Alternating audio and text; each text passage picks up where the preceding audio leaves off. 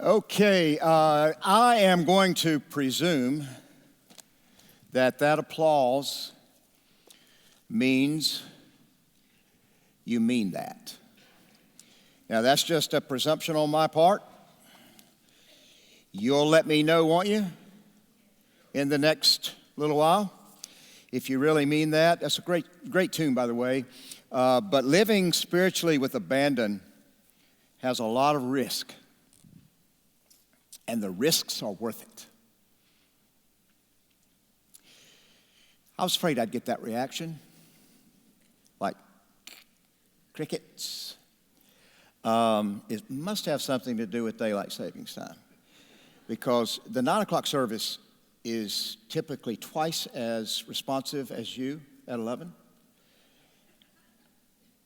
Crickets this morning. So I'm in some serious trouble. Do you know what time I got up this morning? 4:15. That's when I always get up on Sunday morning, except my internal clock said 3:15, y'all. So don't mess with me. How many of you are familiar with this sound just blaring from your cell phone?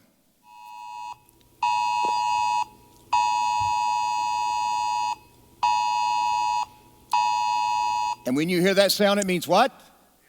Amber Alert. That's correct. Believe it or not, 460,000 children go missing every year. It must be a parent's worst nightmare. While we're gathered here in this church in this mid-March 2021, by the way, we are now officially into our second year of COVID. Or for those of you who are watching us virtually, and you may be located in hundreds of different places, while we're here this very minute, there are tens of thousands of people grieving because somebody's not at home. These are families who are investing every waking moment worrying about the person who's missing. They're spending lots of money. They spend time on social media posting pictures and messages. They're putting pictures up on billboards, and you see these posters nailed to utility poles. You'll see it in the newspaper, police database systems on the internet. These are families, and they're doing everything humanly possible to bring that missing person back home. And the missing, by the way, represent every age group, every socioeconomic group in every town across America. You know what else?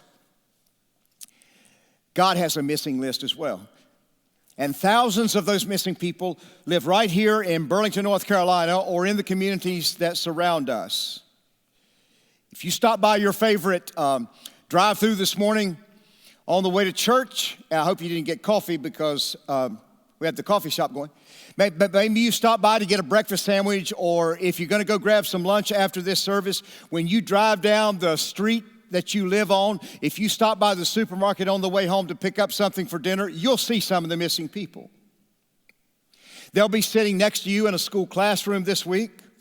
Some of them will handle your transaction when you go through the drive-through at the bank. Many of them live in your neighborhood. They might cut your hair. Some will show up to do some work at your house. They might fill out your tax returns. If you have the misfortune of having to dial 911 this week, one of those missing people might show up at your house to help. You'll see them all over the place when you drive down the highways, and you'll see workers that they serve with the Department of Transportation along our highways, and some of those people are missing. It could be the nurse who takes your vital signs at the doctor's office. It might even be the doctor who takes care of you, or the pharmacist who fills your prescription. The missing people I'm talking about are teenagers. Some are young adults. There would be people in the mid years of life, and some are even in the twilight years. They are stay-at-home moms, first responders, law enforcement officers, politicians, servers in the restaurants where you go, CEOs. Some serve on the board of trustees at universities around the country. It could be the delivery person who puts that package on your doorstep. It might be the barista who fixes your favorite drink at the coffee shop. How was the coffee shop? Give me a little feedback on the coffee shop. Now, those of you who are not clapping haven't had one of the cinnamon buns yet. Or those of you who are not clapping had the cinnamon bun and your brain has gone dead already. Whoever and wherever you are, there are missing people who don't have a personal relationship with God. And let me tell you, unless something happens sooner or later, they might walk into eternity one day with the word missing flash across their picture. Let me confess something that still haunts me to this day. For the first 15 years or so, I was in the ministry, and that included 3 years of hazardous duty as a youth pastor. I never gave the missing people a second thought. I was convinced that it was my responsibility to look after those who had already been found, and I was pretty good at it. I was a pretty good shepherd for the sheep that were already securely in the flock. I spent nearly 4 years at one of the best divinity schools in the country, and they trained me in sheep maintenance. I was even being paid a salary to do it. It's what the leaders of this church, they've expected me to do it for decades. I don't remember a single time in all the years I've been at SMC that the leaders here fussed at me because I was underachieving taking care of the sheep that were already securely in the pen. I was convinced that someday God would hold me accountable for how I cared for those who were safely tucked away inside the church. I sometimes like to call this building the sheep bunker. Now, let me tell you something. I was being slowly tranquilized. I was being lulled to sleep, thinking that if I could somehow or another successfully do that for about 40 years, I would be awarded a bronze plaque certifying a successful career in ministry. After all, that is the purpose of the church, right? Take care of each other, and all will be right with the world. Years ago, Rick Warren published his book, The Purpose-Driven Church, not to be confused with The Purpose-Driven Life. Nearly every pastor in America had a copy. I had a copy. And there was one statement in that book that penetrated my heart and soul. Look at what he wrote. He said 80% of the people in churches say that the church's main purpose is to take care of their needs. The pastor's to simply keep church members happy and try not to lose too many of them to the church down the street. I paused when I read that the first time. Somehow, that didn't sound exactly right. Right about that same time, Susan and I attended a conference meeting in Dallas, Texas. It was October 1989, and those 4 days turned my whole world around, turned me upside down and inside out in a good way. We sat in a huge auditorium at the Prestonwood Baptist Church with about 300 other leaders, church leaders from all over the country. And I heard a guy, I was leaning in, but I heard a guy give a 90-minute talk on a passage from the 2nd chapter in the book of Acts. He carefully explained. He said, this is a picture of what was going on in the very first church in all of history. And his personal convictions were totally persuasive. I was riveted that afternoon as I sat in that room and listened to what was coming out of the scriptures. This was the Bible that I had sitting on my lap, and I had opened it to Acts chapter 2.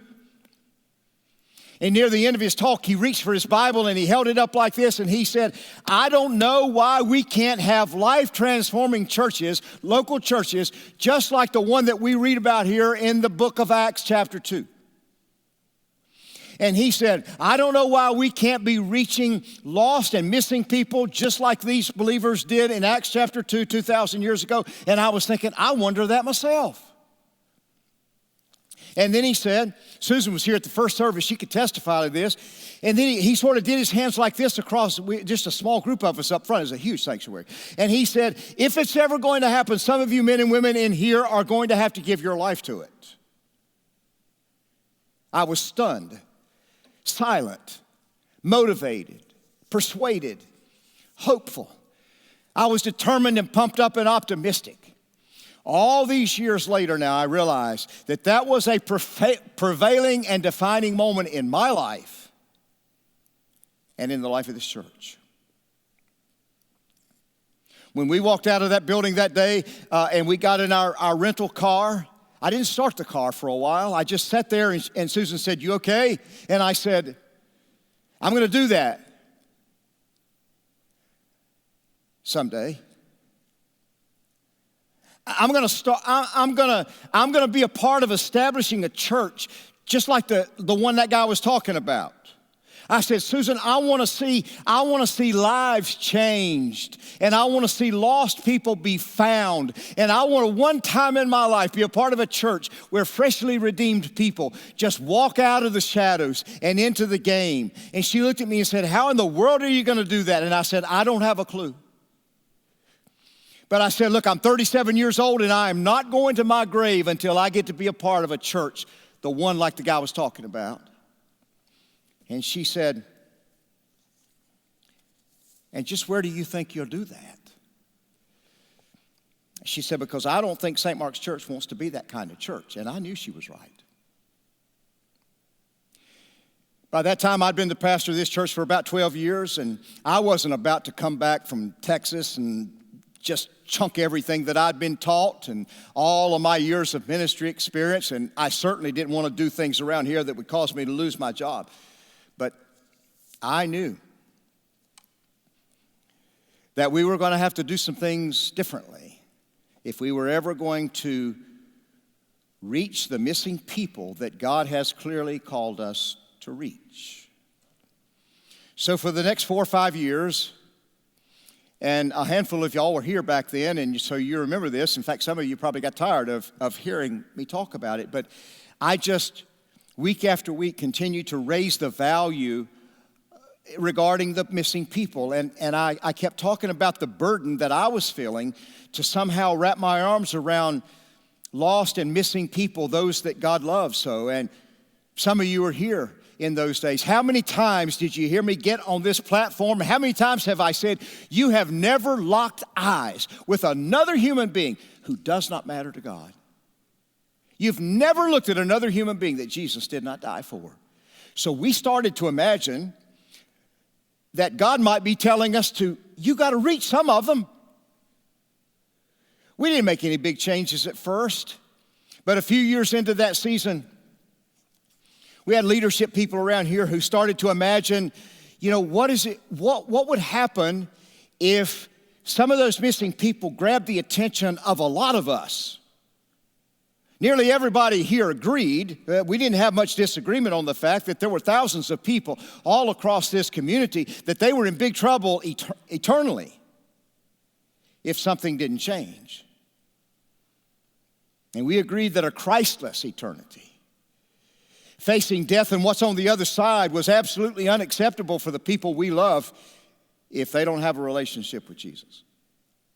So finally, in late 1993, we made some strategic decisions, and as a church, we walked out on a limb, and we said, we don't know for sure who all the missing people are in this city, but we know there are some.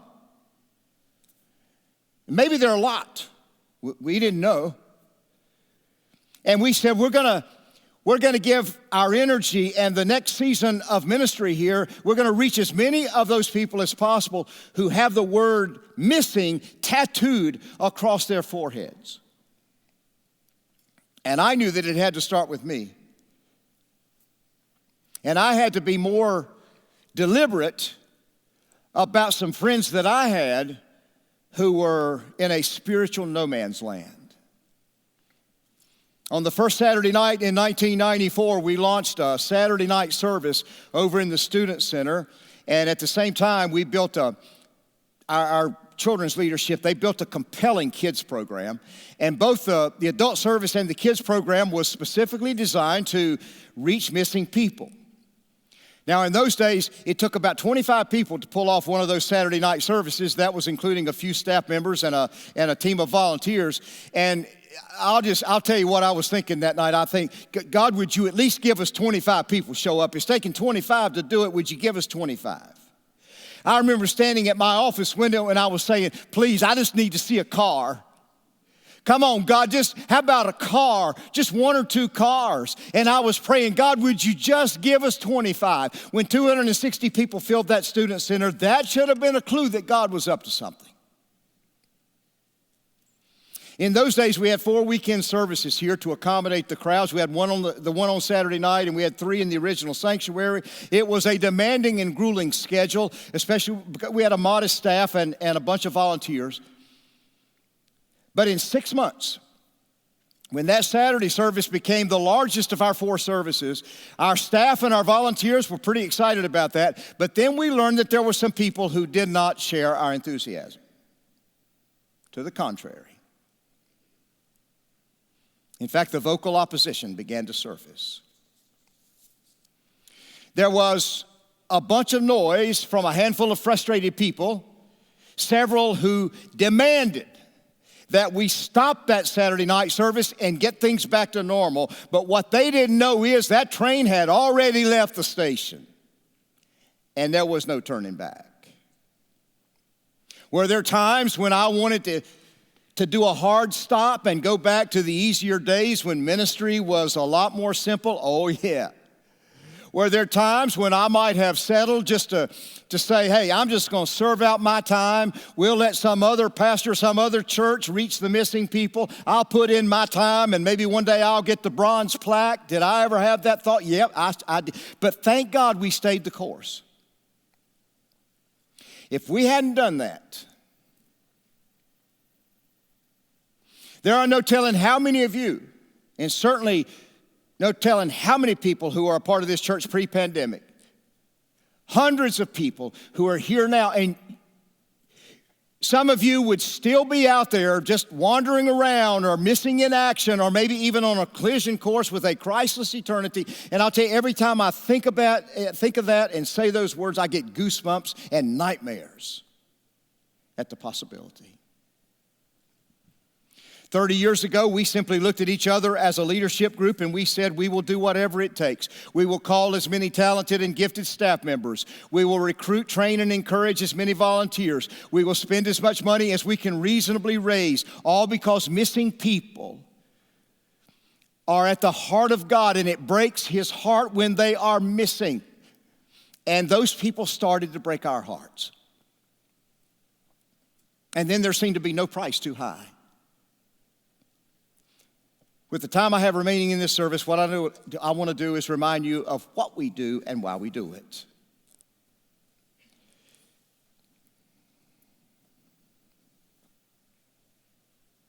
Can you imagine the nightmare if you knew one of those people personally?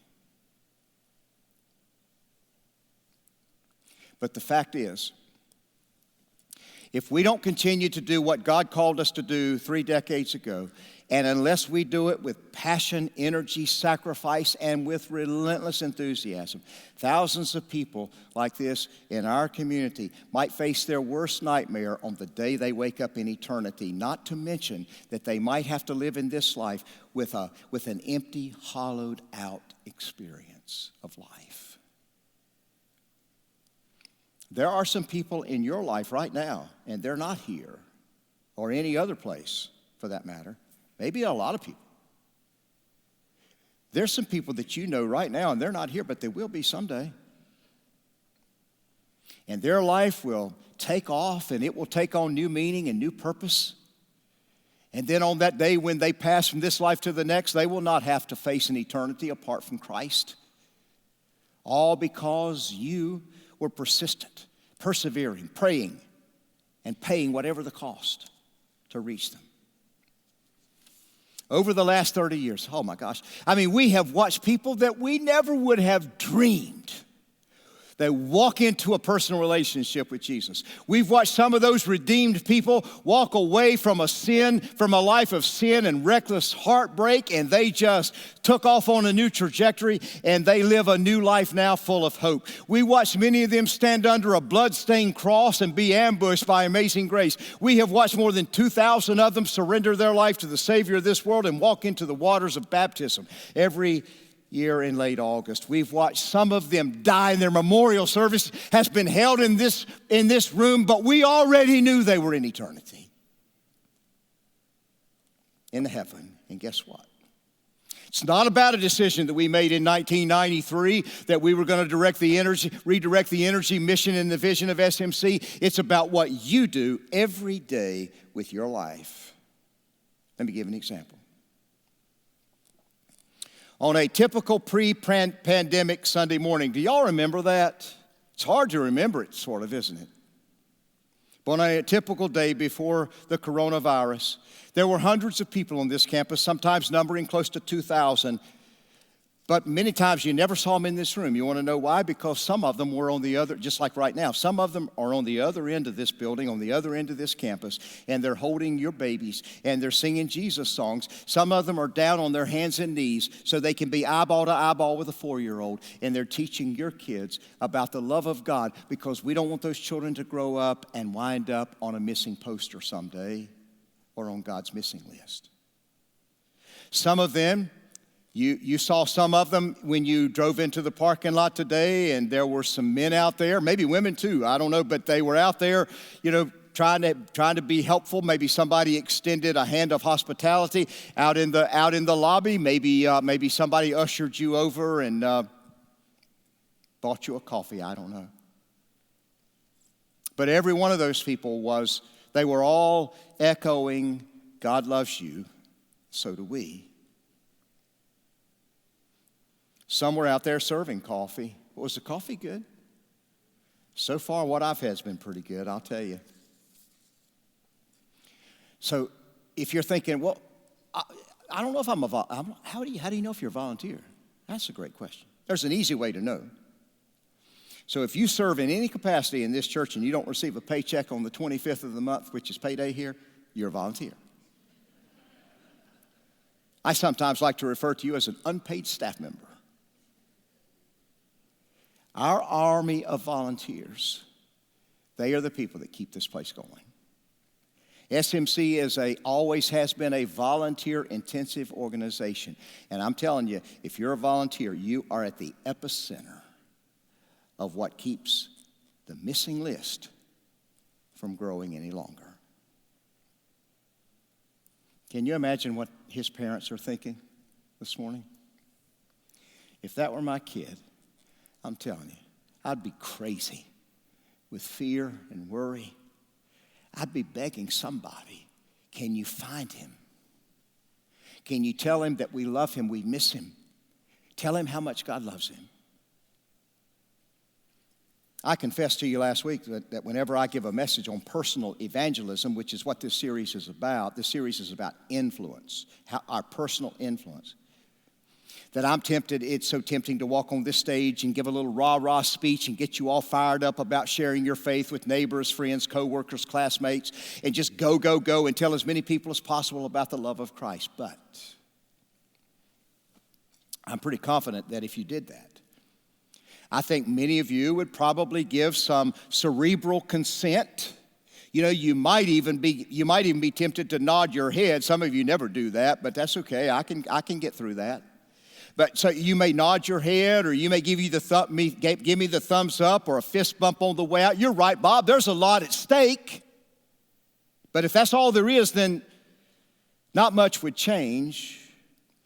And that has a whole lot to do with the preconceptions of what personal evangelism means to some of us, or what it really is. Let me tell you, my introduction to personal evangelism was as bad as some of yours.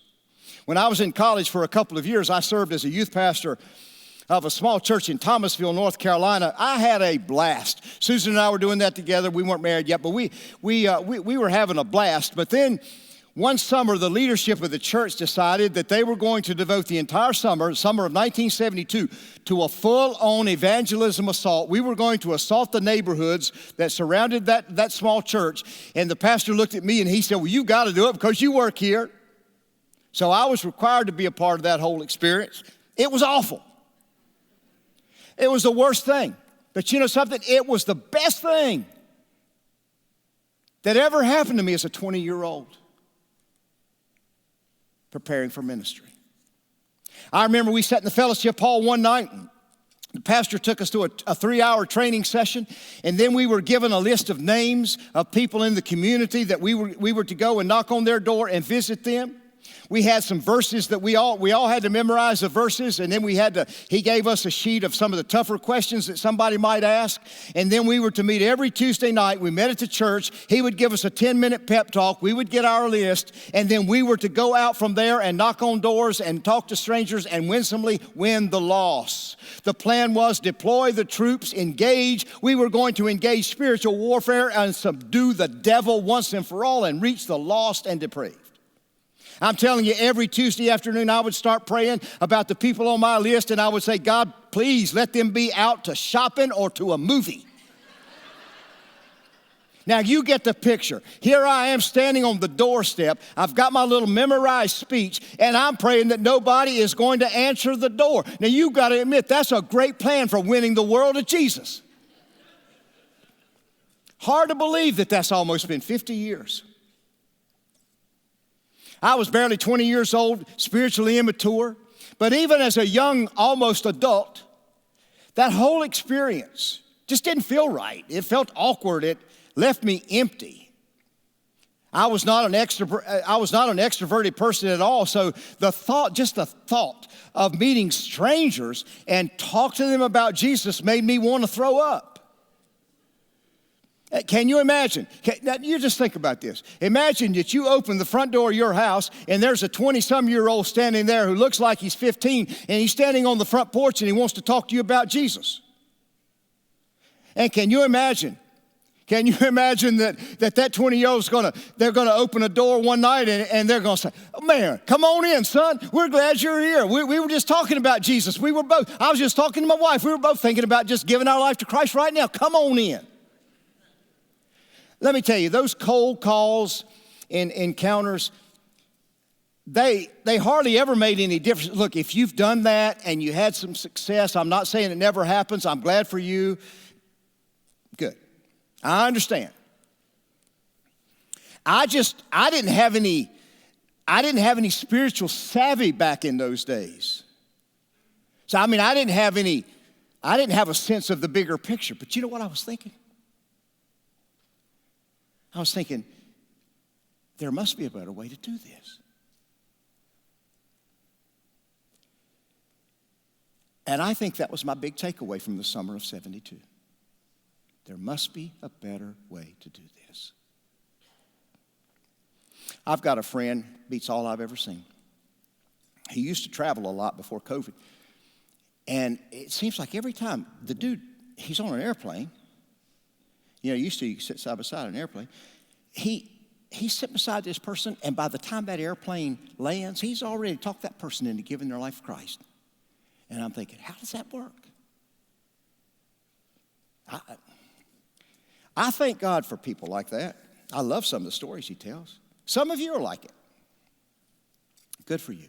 But most of us are not especially comfortable talking to strangers about something as important as God. My guess is that if I said to you that we're all going to meet over here this Tuesday night and there's going to be an all-out blitz to the neighborhoods all over West Burlington and all these apartment complexes around us, and we're going to do the door-knocking campaign, most of you would probably take a pass. But here's the gripping truth. The New Testament says that we are all called to do the work of evangelism. Nobody gets a pass. So now how are we going to get around it? Instead of trying to accomplish the almost impossible door-to-door strategy, I'm going to take you to one of my favorite passages in Luke chapter 5, and I'm going to show you a biblical example, and it works great. It works almost every time, and some of you are going to get into it. This is the same story that we used 35 years ago when we started to put together our personal evangelism strategy. And all those years, in 30 years, we've never been able to improve on this one. Jesus is seriously, by the time you get to Luke 5, he's seriously engaged in his public ministry. He's not even he's so new in ministry that he's not even gotten all of his leadership team together. He's still got some apprentices yet to invite to come along. And that's where we pick up the story. This is Luke chapter 5, verse 27. Jesus saw a tax collector named Levi, we would know him as Matthew, sitting at his tax collector's booth. "Follow me and be my disciple," Jesus said to him. Matthew is a tax collector, and just so you'll know, IRS agents were not held in high regard in the first century any more than they are in the 21st century. Nobody likes to get a letter from the Internal Revenue Service. In fact, we might think of them even less. Tax collectors were notorious in those days. They would extort and pilfer money. They were legally able to use whatever strong-arm tactics they chose, and they had the full support of the Roman government who happened to be occupying the entire country of Israel. Some of you are thinking, hey, it feels that way to me too, Bob, even now, but I get that. Tax collectors were some of the most despicable people in all of Israel because they were Jewish people, but they had sold their soul to the Roman government, whose plan was to keep all of the citizens in economic submission. So imagine, think about this. What if the person who lives next door to you, what if that person were one of these tax collectors? One of these two-faced tax gatherers. It was an unconscionable job, all for the sake of greed and a rich future. So you tell me, how is it that Jesus selects this money-grabbing, low-life income tax agent to become a follower? The next verse is more shocking than the first. Levi, that is Matthew, got up, left everything, and followed Jesus. Now watch what happens next. Evidently, and the Bible doesn't fill in all the details of how these things work, but evidently Matthew pulls Jesus to the side and speaks to him privately. And he must have said something like, Jesus, ever since you called me to become a part of your team and I accepted, and now my life has been transformed, and now that I'm a member of your team, but I can't get over the fact that all my best friends, they're living this despicable life, but they don't know it. They don't have any future. They certainly don't have any eternal security. So Jesus, I have a suggestion. Now go with me on it. Just hear me out on this. I throw great parties. I'm known for my parties. And I know, Jesus, this is going to sound like a stretch, but if I were to have a party at my house and if I invited all my old friends, would you come? And then, if we get you and those guys in the same space, who knows what might happen? We're talking a religious cocktail party. Feels like a long shot, but who knows? So Jesus said, you know what he said? Let's do it. I'm in. Let's do it. So Luke says, Levi held a large reception at his home for Jesus. A huge crowd of tax collectors and others. I told you the man had good parties. Were eating with him. First thing I don't want you to miss is that Matthew says yes when Jesus said, hey, would you come and follow me? Matthew says yes, and the lesson is clear. Listen. Don't miss this. Not a single one of you will ever invest yourself in a full-on effort in personal evangelism, personal influence, if your life has never been changed. That is, we can't give what we don't have. Matthew's life needed to be changed. If Jesus has never redirected the direction and trajectory of your life, then it makes it close to impossible for you to influence somebody else. So it always starts there. The fact is, there was a day when every single person in this room, all of us were just like Matthew. We were separated from God by our sin and premeditated defiance. Does everybody in here understand that not a single person in this room was born a follower?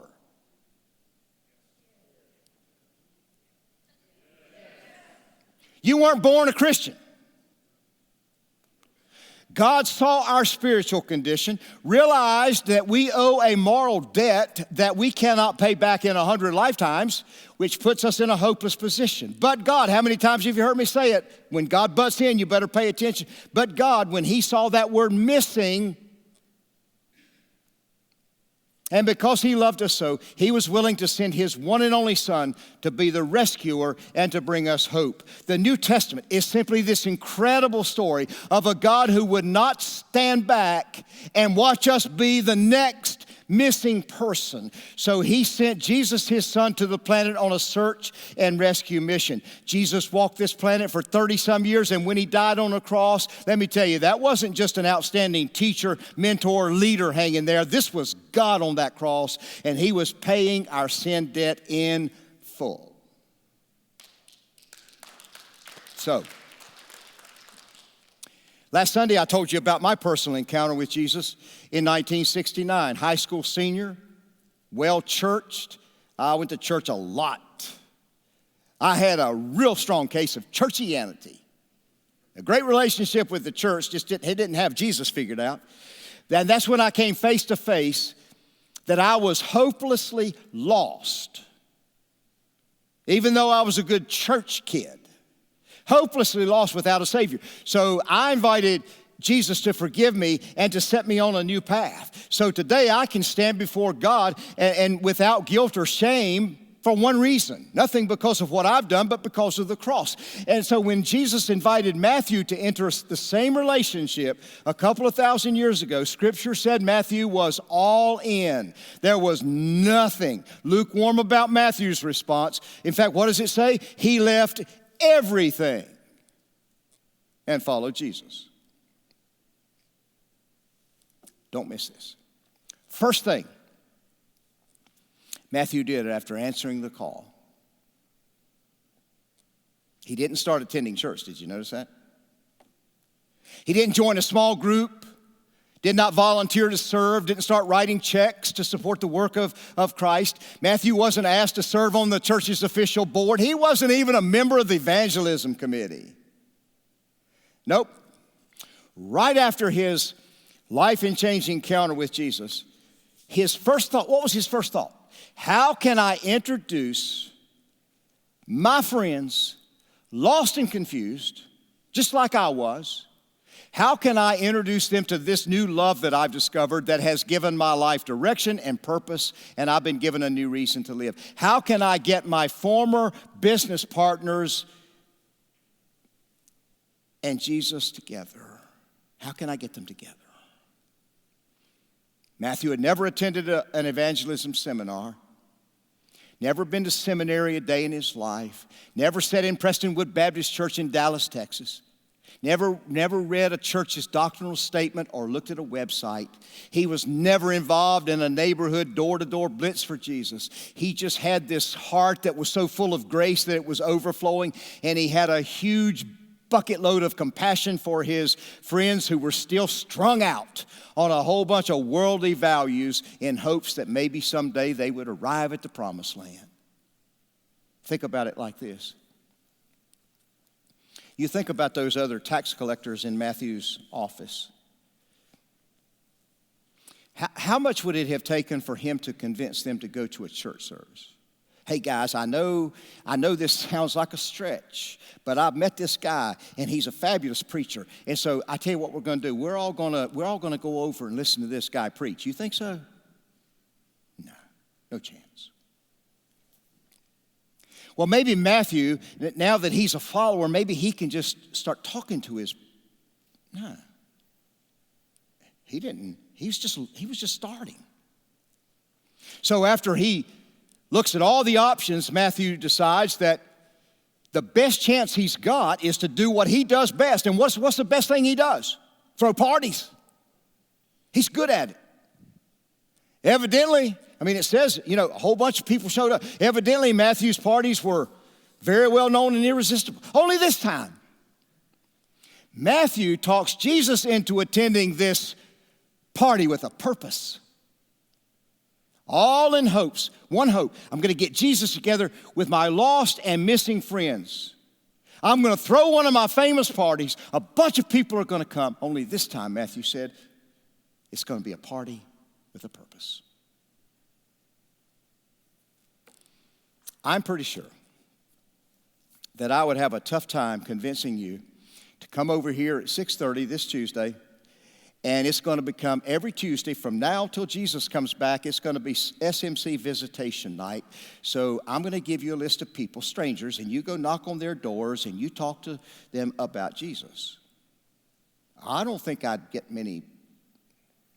But if I challenged you and I said, would you plan a cookout at your house? And would you invite your friends? And we'll call it a cookout with a purpose. Does that sound doable? How many people do you know are going to say, I'm not coming to your cookout. I'm not coming to your house. A bunch of people showed up at Matthew's party. Many of Levi's fellow tax collectors and other guests also ate with him. Everything was great, right? No. Let me show you the reaction of the religious people that night, because some of you might be thinking the same thing. But the Pharisees and their teachers of religious law complained bitterly to Jesus' disciples, why do you eat and drink with such scum? So the religious leaders are kind of standing off in the corner. They must have been at the party as well, and they're watching this thing go, and they're sizing up the party, and I'll bet one of them has already gone over to sip the punch to see if it's spiked. And they say to each other, or they say to his disciples, if your teacher was a real spiritual man, he wouldn't hang out with people like this. The reason why Matthew chose the party strategy is because he just wanted people that he cared about to have the same experience with God that he had. So he did what he could and invited his friends to a cookout. And after the criticism, what was the question? Why does your teacher eat with scum like this? Jesus serves up one of his most powerful and convicting metaphors. Why does he hang out with scum? Jesus said, healthy people don't need a doctor. Sick people do. I didn't come to invite good people to turn to God. I came to invite sinners. Now, right about now, the light is coming on for some of you, and you're thinking, I could do that. I could do that kind of evangelism. I could have some friends over. And what are the implications for SMC? Well, the first thing's pretty obvious. We're going to have to raise the standard regarding missing people. We're going to have to make missing people a high priority, because you know what happens in so many churches, and it happened here for a long time. They design everything. They invest most of their programs, classes, worship, and their sermons to reach the already convinced. We realized about 30 years ago that if we were going to be a church like we read about in the book of Acts, chapter 2, I'm talking about a bust the gates of hell wide open kind of church. There's only one way to do that. There's only one way for us to be salt and light in a dark, sin-sick, broken culture. We've got to figure out how are we going to rub shoulders with people who are living in that shattered, fragmented culture. Let me tell you, look up here. If you surround yourself only with followers of Christ, where's the influence in that? Check me out on this. And if you find something different, you send me an email this afternoon. Jesus spent most of his time with people outside the religious establishment. He spent most of his time with the spiritually immature and the corrupted. He not only put his reputation at risk, but he jeopardized his integrity and the future of his ministry by the people he associated with. And here's what they said about him. Look at what they said about him. Look at him. Talking about Jesus. Look at him. He eats too much and drinks too much wine, and he is a friend of tax collectors and sinners. So can we agree that the people that we cross paths with every day at work, in the neighborhood, in the supermarket, at the department where you work, in the gym, in your math or history class, the repairman who worked on your furnace this week, the members of your yoga class, the workers that you see along the highways and the streets, the people who collect your garbage, Jesus died for them all. And yet most of those people don't know that. And there is zero chance that we will ever reach them if we spend all of our time hanging out in the holy huddle, in the sheep bunker. Matthew throws a party with a purpose. He wanted to get his spiritually lost and confused friends in the same place with the man who changed everything in his life. When we decided many years ago that SMC would be a church, and we said we will be as creative as we possibly can be. We'll use all the technology. We'll use all of every form of communication, and we will make the message of Jesus unmistakably clear. We got some criticism because we were unconventional. Imagine that.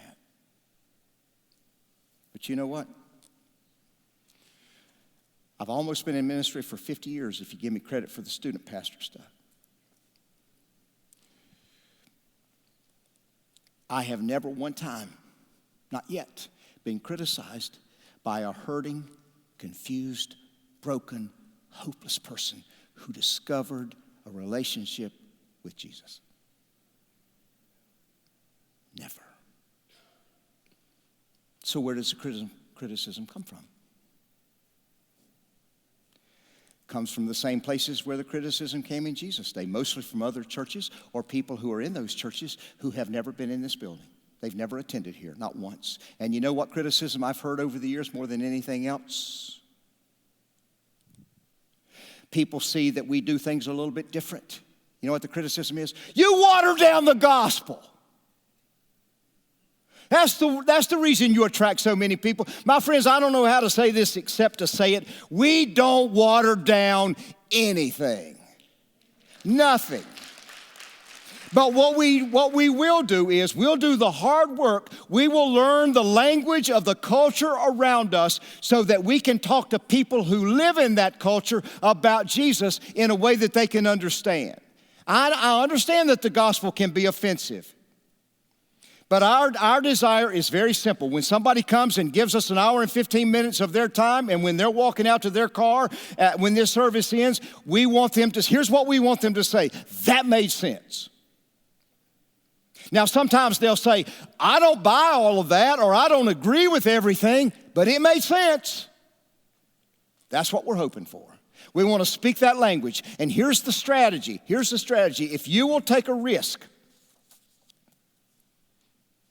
and if you'll invite a friend who's struggling to figure out God, and if they decide to attend with you, or maybe you're going to invite somebody to a watch party and they're going to watch online, we will never serve up second best, not on purpose. Now, we don't hit a home run every week by any stretch, but we are swinging for the fence because we know what's at stake, and we know that the eternal destiny of men, women, and kids is up for grabs, and we all know some of those people who are at risk. God loves them. Jesus died for them. He walked out of a cemetery very much alive for those people, but right now they're missing. And what if God is saying to you, look for opportunities, build a bridge,